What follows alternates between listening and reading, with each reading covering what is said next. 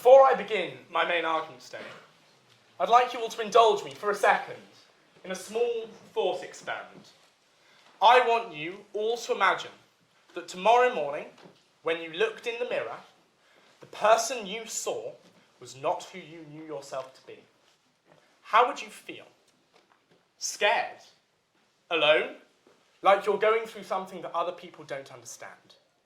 I want you to hold that in your minds when I deliver the rest of my argument, but first I want to deal with a few points of rebuttal from the opposition bench. We'll start with my learned friend over here.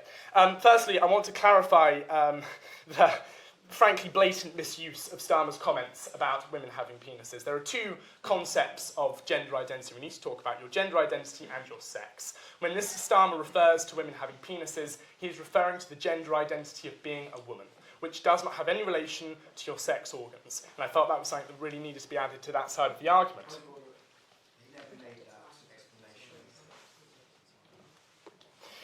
Secondly, I'd like to deal with an early argument in his speech, which was the idea of the major increase of referrals to GIDS during the 2010s. The Honourable Member presented 2010 like it was some sort of haven for those of us in the LGBTQ community. Let's remember the kind of TV programming we had back then. It might sound trivial, but let's think about the In-Betweeners. That was on at the time. Neil's dad, running joke that he was gay. That was acceptable back then. To make fun of members of the LGBTQ community in such a way. And so I simply do not accept the idea that there is anything to be attributed to the rise in GIDS referrals other than an increasingly permissive society allowing children to genuinely and properly explore their sexual and gender identity. Secondly, I just want to move on to the first member of the opposition, and I think the major issue with the argument there is the fact that we all know adult members of the transgender community living happy, healthy lives. My friend Alfie is a trans man, married to another man, and living happily. And so if that is not a disapproval of the fact that this is all some sort of teenage hormonal thing, I don't know what is. Because if we cannot trust the decision-making of adults, then what can we actually trust in our society? Moving on to positive argument. My argument today is going to go through four things. My learned friends have already fantastically defended the benefits of puberty blockers, but I will just restate their importance for children suffering from gender dysphoria and adults too. Then we will look at the Cass report itself, what it said and what it didn't say. Then we're going to move on to the crux of my argument, which is that the wrong decision was made after the Cass report. The Cass report pointed at a lack of research. Instead of a permanent ban with the somewhat derivative comment of till a trial can be done sensibly, we should have had a positive action from the government going, this is a positive thing for transgender youths. This is something we now need to put money and research in to make safe, effective and legal. Overcoming the challenge rather than collapsing at the first hurdle. But first, in defence of puberty blockers, we've had a fantastic explanation from the first speaker about what puberty blockers actually do. But we need to remind ourselves of why they are good.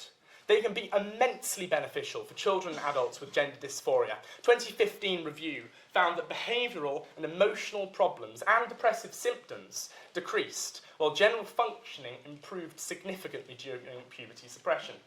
But greater than depression is the idea of suicide. Massachusetts General Hospital found that those who received treatment with pubertal suppression, when compared to those who wanted pubertal suppression but did not receive it, had lower odds of lifetime suicidal ideation. I have friends who are trans men who will not wear short-sleeve shirts. And this is a difficult thing to grapple with, but it is the matter at hand. Do you know why? Because there are cuts down their arms. And that could have been avoided if puberty blockers had been made available to them, allowing them to have gender-affirming care at a time so critical in their lives. It's clear, then, that puberty blockers can be hugely beneficial to those suffering with gender dysphoria. And of course, the Cass report was what led to them being banned for use with people with gender dysphoria. So let's talk about what the Cass report actually said. I've read the Cass report. The thing it said over and over again is not enough research. In fact, that's been repeated by members of the opposition bench. Now, that's well and good, But when we don't have enough research about something in medicine, we research it with a goal to introduce it. What would have happened if we'd looked at vaccination and said not enough research? What would have happened if we looked at penicillin and said not enough research? These technologies would have been abandoned, and we wouldn't be in the golden age of medicine that we currently are. And so this is why fundamentally the choice to permanently ban was wrong. As I've said, the evidence suggests that there are huge benefits on the table from puberty blockers. And if there isn't enough research for them to be used safely, then we need to do more research.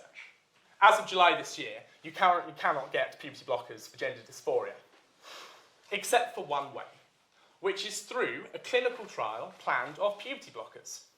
Except that clinical trial has now been postponed to the start of next year. Is this seriously the level of respect we are giving transgender youths in our country?